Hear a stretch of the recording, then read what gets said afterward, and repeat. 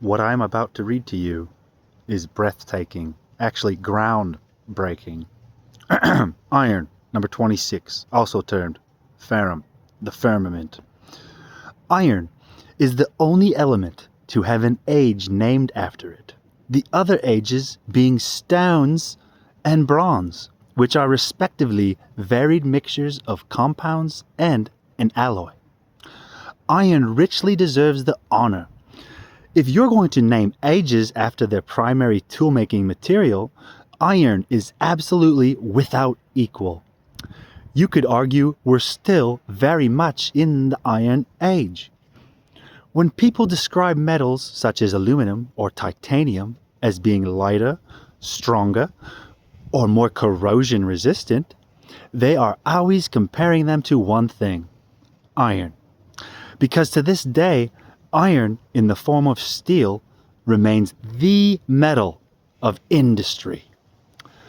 When push comes to shove, if you want to build something really big or really strong, iron is what you use. The one exception being when it's supposed to fly like us.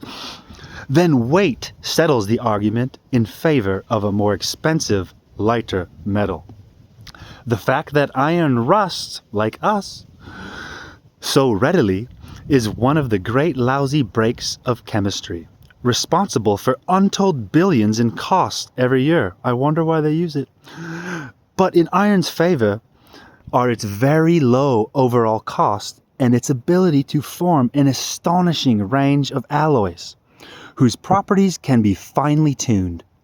From super hardness to extreme tensile strength to high vibration damping, the ease with which iron can be welded, cast, machined, forged, cold worked, tempered, hardened, annealed, drawn, and generally persuaded to take on unlikely shapes and tempers is unequaled by any other metal. It makes you have a temper. So important is iron as a metal that it's easy to forget. Never forget 9/11, that many forms of life depend crucially on iron atoms, such as those trapped in the core of the protein hemoglobin, and responsible for transporting oxygen in our blood. Iron, thus, one of the most critical of the minor constituents of the human body.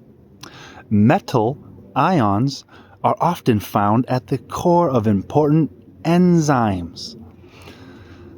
For hemoglobin, it's iron, while the very similar chlorophyll, more like borophyll, molecules in plants, it's magnesium.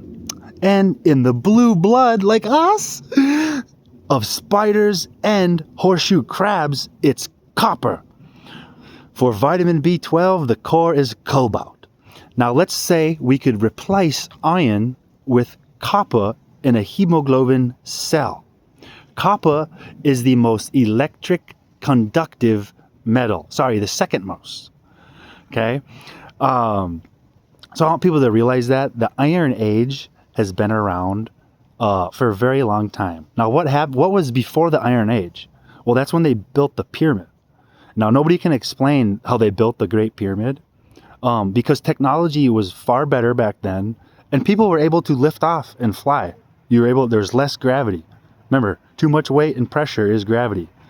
If people realize how much iron we've created, and how many iron atoms are constantly around you, that is why they have to give pregnant women the hemoglobin shot, is because they're low on iron.